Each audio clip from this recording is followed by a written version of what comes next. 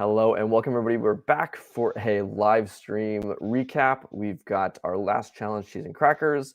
We'll talk about some stats for the whole thing. Of course, we do have that one extra bonus broadcast later, but I'll get right to it and turn it over to Carl for the cheese and crackers summary. So this one also had some technical difficulties. So for this challenge, the thing that we're handing out is not exactly what's running on the server. Your typical like reverse engineering crack me challenge where you get a binary, you need to give a password or the flag, and it validates and says that it's correct. Here in the handout, we give you like 20 or 40 sample binaries, but then on the real that you need to like automatically solve some random subset of them, and then on the server we generate these binaries dynamically, and you need to solve them as well. So one issue, there were kind of two issues, I think. One issue was that people had solutions which were working on their local setup but not on the server, and we still don't know why that's the case. We had two different reference solutions from two different people from our side, and they were working. The other issue was that the server was a little bit slow, which made solves timeout kind of unfairly. So after discussion in the Discord channel with several of the teams, so we decided to increase the time limit. So the challenge already has a built-in time limit. You're supposed to solve 20 binaries, and you have 10 seconds for each binary.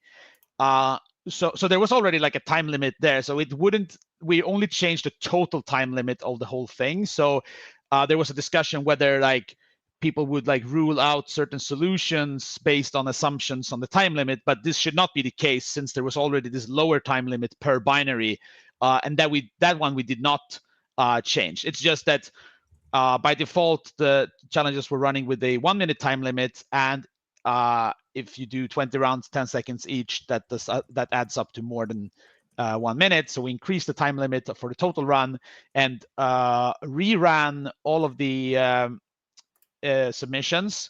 There actually is still a few more that needs to be rerun because of some hiccups in the pipeline. But all of the solutions that were submitted before this change was made, they will be rerun and verified. And this is also why the scores are not currently reporting. So as soon as the stream ends, we will do that final check on the solutions, and then all the scores will submit it, and everyone will get their proper scores. And like that aspect of things was actually kind of intentional from the beginning, designed in. We knew that was always the case, that scores could be laggy just based on evaluation being slow and depending on how much how many submissions we had, right? So that's like sort of normal in the sense that we wish we had scores, but we I mean, it's sort of expected. It's kind of working as intended. We could have communicated this more clear on the documentation page, but there's nothing like broken with this setup. We need to delay. So the reason you need to do this is basically since the amount of points you get is based on whoever got the first solve. And if you have things in the pipeline which you don't know whether they are a correct solution or not, you cannot award points to any other solutions until you have processed those entries in the pipeline. And since we had to do a rerun, I turned off the score awarding to do the rerun, and then to be able to turn it on later to submit all the scores. So that's an explanation of the situation. So I think, as I said, like I tried to discuss this with the teams in Discord. And of course, it's a little bit of an unfortunate situation, but people seem to be happy with this resolution of the situation. The points are coming. Points are coming. And if you get a solve, you're getting points, and it should even be the correct sort of like back off. It just takes a bit to work through it all.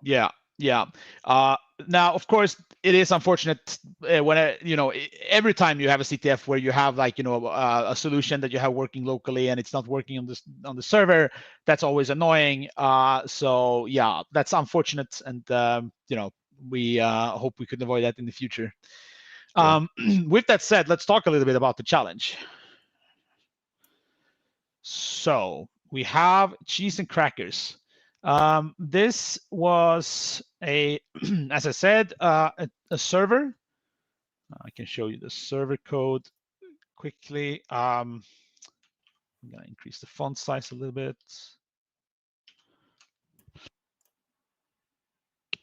All right. So basically, it's just a server. It's running a loop, and in each iteration of the loop, it will generate a binary. It will generate a random password, build a binary that accepts this password, and send it base64 encoded to you.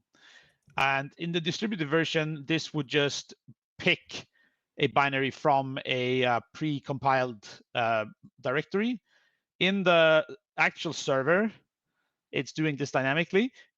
In hindsight, this is kind of unnecessary. We could just have generated like a different set on the server. But yeah, anyway, it's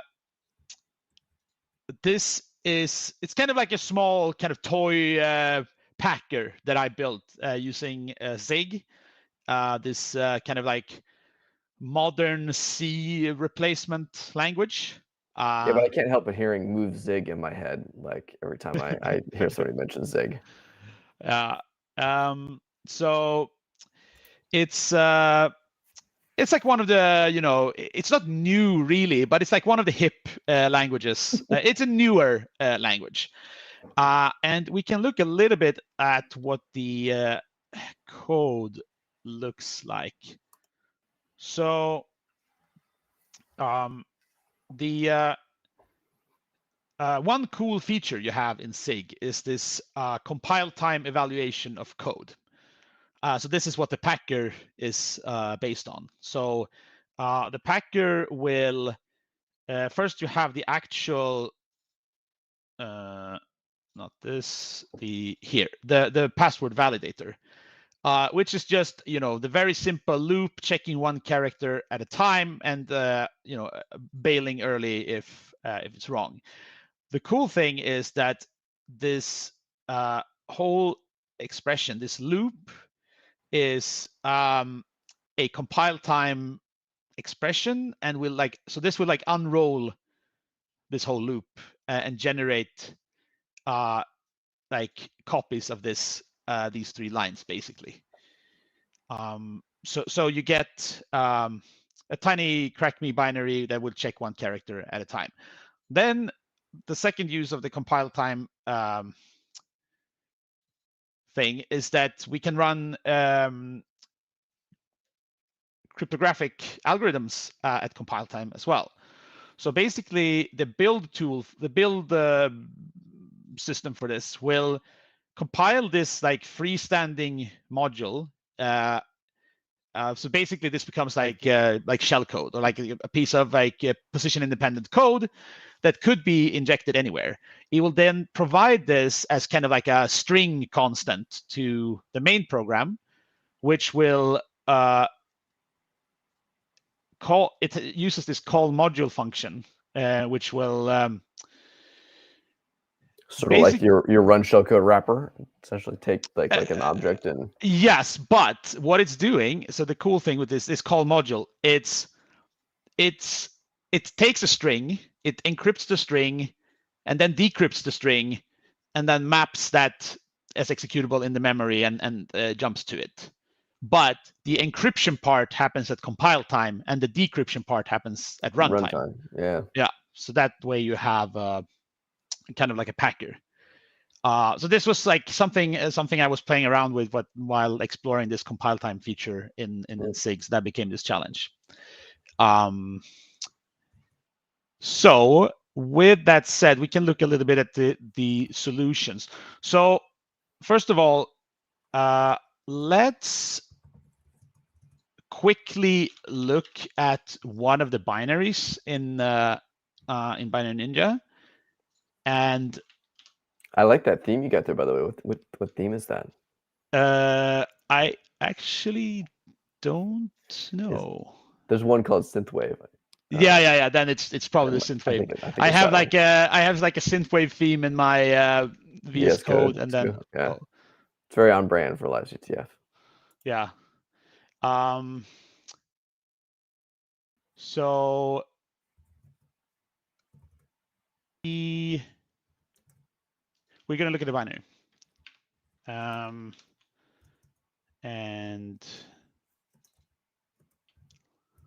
let's go LiveCTF, qualifiers, challenges, handouts, cheese, handouts, samples, and pick one of these ELF binaries. And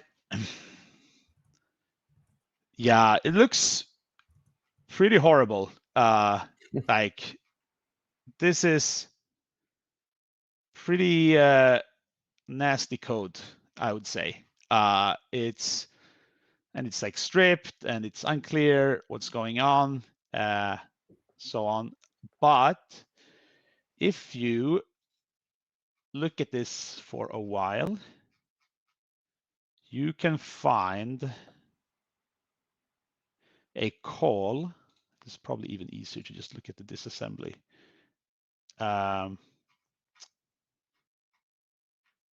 There is a here.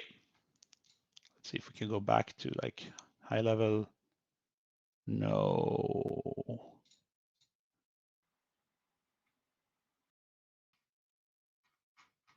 Did I lose Just it? do split view. Hit Control / yeah. then you can. That's have both probably much better. Easier to see them side by side. Yeah. That's how do I do this? Can I just like Control / or it's that icon? Yep. That one. Right here. So you can find this this call. Oh no, now I'm losing it again. Where was? It was a bit. Select the instruction on the right again, and it'll re-highlight them all for you. I want to get just the call instruction. Here is okay. So you get a call to a variable. Yeah, indirect control flow there, like. Yeah. So what I did in my solution was to just find this location, and then I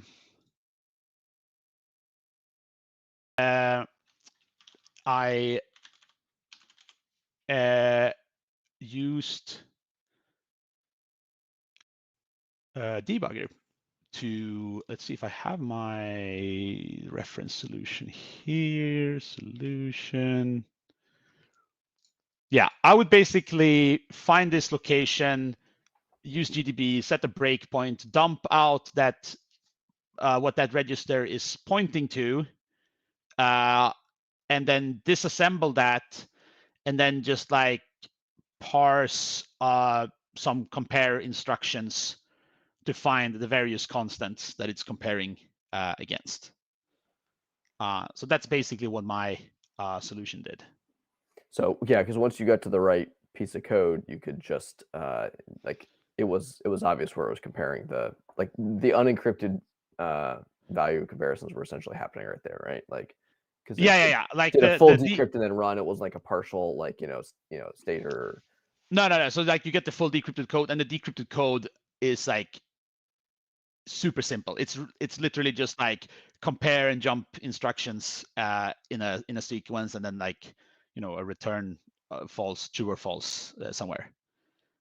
So you can just like disassemble and just parse the compare instructions to get the constants. So now have you looked through Team Solutions? Because I'm curious what they ended up doing. Yeah, so we had 16. Well, preliminary results is 16 teams who solved it. As I said, we will do some rerun. There are still a few things that we need to rerun after the stream to just double check things, but probably we will end up at 16 solves, with Blue Water being first at 38 minutes after the launch of the challenge. We can see what they're doing is something completely different. So they have an RC4.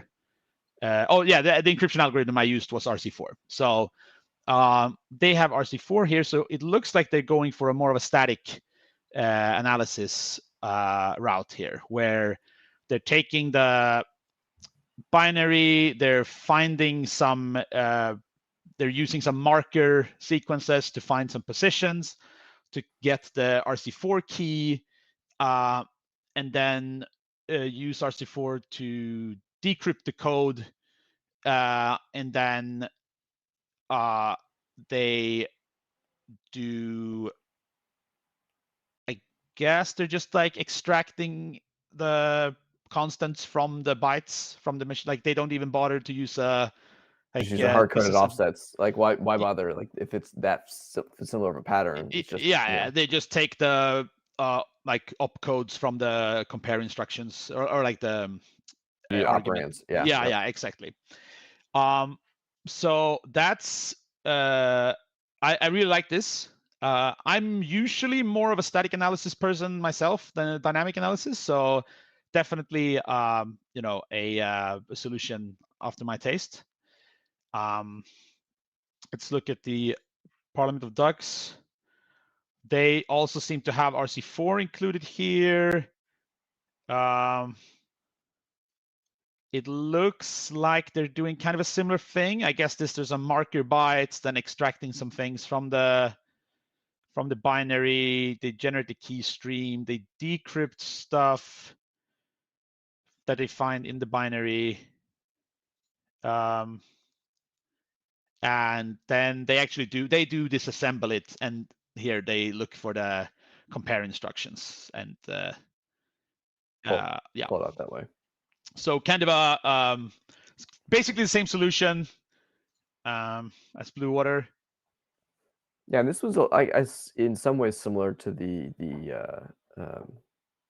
NLinks challenge, and that there was sort of like you had to build your automation tooling to handle stuff for you too. So I think this was probably easier. Certainly, there's less binaries, and you know, not that challenge is still live, of course. So we're not talking about any specifics in terms of you know, another challenge that Nautilus has put out there, but just like automated batch processing, being able to take in, you know, write the code that you can rerun as opposed to manually producing, you know, a solution kind of once. But that's also kind of in line with all the LiveCTF ones, is that the whole point is you have to submit your solution. It couldn't just be like, you know, someone looked at it in the file and then did a bunch of stuff and then, you know, wrote down the flag. You had to codify it all. That's kind of the point, is so we get to look at all the solutions and see all the different mechanisms. Yeah, definitely. Here from Undefined, they I really like this solution. It's, if I understand this correctly, it's very similar to the previous two ones, but instead of like hard coding offsets or using like marker bytes or something to find the key or the code, they are disassembling, and then they're finding, I guess they have realized that this instruction is basically only used to load that specific offset. So they're looking for this specific instruction, and well, was that just to get the key then, or was that to? Let's see. They do R and then address and then seek, and they read. Jordan, are you still here? Okay, so I might have lost Jordan, but I'm gonna keep talking. So it seems like they get one offset and then they use a relative offset. No, this is okay. So one of them they needed to find, and one of the other was at a constant offset. So that's like a very similar solution. So yeah, it seems to be okay. So it seems like Jordan lost internet. So that's unfortunate. So I'll just keep going through this with you here on the stream instead. We can look at one more. Oh, you're back. Yes. Okay. So turns out that running the Streambox in the cloud was a good idea then, I guess. Yes, it was. Yes, it was. Yeah. Anyway, the only thing I was saying was like, it seems like they only need to get one offset, which I think is the key using that instruction. And then it seems like the data was at a fixed offset in their solution. I don't actually see the RC4. Is that just off screen? They have decode. Oh, decode. which Okay. is here. This is RC4. Like you have the key Oh, that's cool. They scheduling and just then actually implemented it. Yeah, so they didn't actually yeah. identify it and reuse an existing thing. They just manually implemented the decoder. Well, I don't know if they, yeah, if they saw that it was RC4 or they just blindly copied it. I don't know. Let's see. This was at 49 minutes after the start, so you could have had the time to do either, I guess. Yeah, I think. Which one are they actually using here? Solve exploit. So this is from OrgaCrowd. They are using. No, wait. This is boilerplate stuff, right? They have solve, which comes from the bottom solver. one, solver. Yeah. And here we can see similar bytes, like marker bytes, the RC4 solve old. Well, and I wonder if you mentioned the sort of differences between some of the teams in testing and our solves. Did both of our internal ones use marker bytes, or would they do? I wonder if just depending on how brutal your marker bytes were, that could be the difference between why it worked locally but not on the Yeah, server, so this is right? what I like. I would not dare to go for a solution like this because of these reasons. This is why my reference solution was a dynamic solution. Did Josh's implementation? I'm curious if we can look at his. I think he actually did kind of like instruction counting in his. But still a dynamic, yeah, more like pin tool. Yeah, you know, file I count. think he used like perf or something to. Yeah. Yeah, instruction count. Okay. Yeah, and if I remember correctly, perf is like uses like it's like a statistical measure, right? It doesn't give you like it's not like pin tool that gives you like Right. exact count, but gives you a rough count. But I guess that if you do which it, is good enough. Yeah. yeah. Let's see. Yeah, I guess it worked for him to do. Yeah, I think the passwords were not super long. So let's see, server. What was the password? Challenge password. Yeah, and I think the only sort of like lesson here might have been like we could have had the local one also working on generating, because the whole point was we did want you to have to make it a little bit more flexible. Yeah, but, I think what we should have done is like generated like generate like 100 binaries on the server, generate 20 binaries that we hand out, and then test you on a random subset of the 100 binaries. Like, well, I guess my point is even that though has the same bias, right? Like you really should have done is like do the generation client side and do the generation server side, so that way it's at least like maybe we can change the count, but like the problem is that then you basically have to give out the whole source code, and then kind of the reversing is kind of trivial. That's true. I didn't think about that. Yeah. So that's I think there's definitely room for improvements. But so there seems to be a theme here with using like fairly similar. I'm just gonna quickly see if there's any like here seems to be kind of same deal. Here someone is breakpoint debugger breakpoint. All right, so this one seems to be using a dynamic solution. libdebug. I haven't used that before. And they they use this libdebug, and then they do it dynamically, kind of similar to how I did it, except that this code is much cleaner than me like interacting with GDB. So and I'll note I really that they like did this. their cleaner code under a higher time constraint too than you did. Yeah. So that was from Macaroni. I like that. Here, this is basically like my solution, I guess. Like they run GDB with a GDB script. They do a little bit different. They catch write syscalls, and right. Look here. They break on mmap, and then they store the result of that in a variable, and then they as a way catch to get write. the dynamic allocation. This I really like. I really like this. Yeah, that's sort of like a generic auto unpacker almost, right? Like you Yeah. could apply that to like a lot of kind of similar challenges. So definitely. that's well done. Here, similar to previous challenges, kind of like fully static. We got a. I think I would have gone the obj dump route, honestly. Here's a team reading proc mem instead, and like so kind of like, you know, in like a poor man's debugger. Yeah. Now, did they wait for it to? How do they control execution? So. I mean, they wait, so that the binary will ask you for input, right? Okay. So they know they've already got it. Yeah. So they just stay here. They sleep for half a second, and then they know that by that time, that memory region is mapped. Yeah. I like it.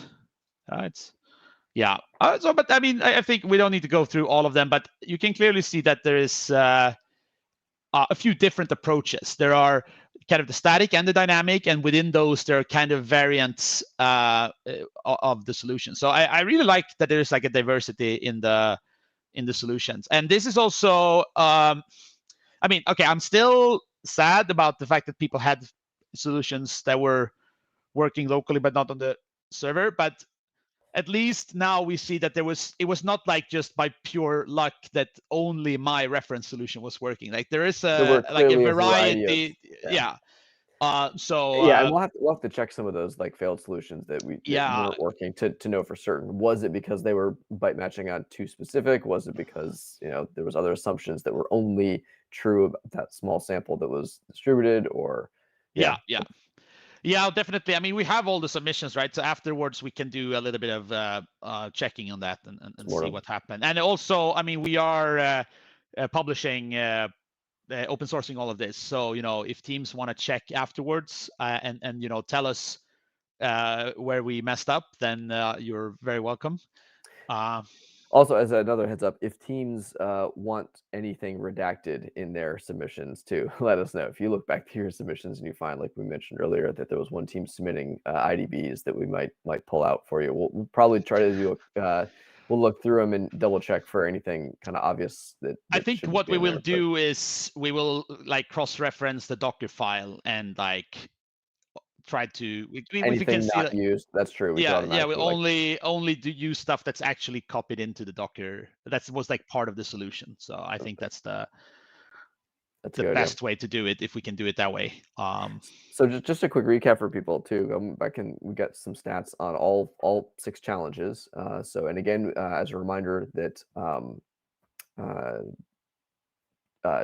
which one? Sorry, I'm like losing my. Was it? I know I have my challenge names backwards. I was about to say the wrong thing. Test Your Luck, which was challenge 4. And let me get this. Sorry, I'm updating my notes here because I get. In the meantime, I can just mention that. Points have still, as I said, not been awarded for this challenge. Right after this stream, we're going to do some final checks that everything is in order, and then we're going to submit all the scores, and they will be correctly awarded for this challenge. Perfect. So we'll get those in. And I actually did see a couple come in. I saw at least one on not this challenge, but another successful solve on challenge 4 came in while we've been streaming. So they are still coming. Keep those challenges for challenge 4, and that one's not going to be deprecated. That's the Test Your Luck challenge. Looking over like just kind of the stats on total solves, it's interesting. We're seeing kind of a similar sort of cluster of solutions. So we had, you know, the high watermark with What a Maze meant, which was about 40 solves, down to the lowest, which was Cheese and Crackers right here. We're still with 17 solves, so still a good number of teams kind of solved it. So we'll go back and see the sort of total bucket of points that each of the teams did, and do kind of a you know, post-game analysis of how much did each team get impacted, how much were they able to get just from the LiveCTF, compare that to some of the other challenges. I think looking at these top teams, most of the top teams were solving these in an hour or less pretty consistently. And so having 6 things that each took 1 hour really does add up to like 1 6-hour challenge, which is where you tend to see a lot of like the harder solves that only a few teams will do, and will get in the neighborhood of 3 or 4 100 points. So I think that in terms of like total solves is kind of what we were expecting. Or rather, the total impact on the game, right, is about equivalent. That this, all told, and we'll see. Yeah, what I'm really curious to see too is actually when we look at things, is that the decay over time and see how that impacted um, the, the team scores, and are there teams that were consistently scoring, but they were doing it later in the time window, or how that kind of impacted stuff. But yeah, so thanks to everybody who participated in the challenges. As a reminder, again, keep going on challenge 4 if you haven't tested your luck yet. You've still got time on that one. And in fact, if you were sleeping and you just woke up, like I did a little bit ago, because depending on your time zone, it was a little late. You Surprise, you've got extra bonus time. So challenge 4 had some problems during deployment, and so we remade it available. It's been up, and it will not be having that point decay. It's going to have just a full fixed 50 points for everybody, just due to some unfairness in terms of how it was available, and kind of dealing with the problems and getting it fixed for folks. So yeah, that's I think it from me, Carl. Any kind of last thoughts and feedback? Any thing you want to mention to folks? No, I mean, I hope that this challenge was enjoyable, despite some of the issues it had, and I hope you also liked the LiveCTF part of the qualifiers. And there's still almost 12 hours left to go on the DEF CON qualifiers. Main event But itself. Yep. yeah, but we will soon be wrapping up. As Jordan said, we have about 3.5 hours left on the Test Your Luck extended time. There will do a little bit of a wrap-up stream, and then there will be the final 8 hours of the qualifiers without the LiveCTF. Then no more stressful timed events. I know that it's going to be worse for people, but I appreciate everyone that stuck with it, doing it. I think it makes for just something that's a little more accessible. Other people can see what's going on and can see how these solutions work, kind of like right off the bat. Sometimes waiting for a write-up to come through for a challenge can take a while. And so hopefully other people in the audience are appreciative of the teams that are doing this work and sharing their answers.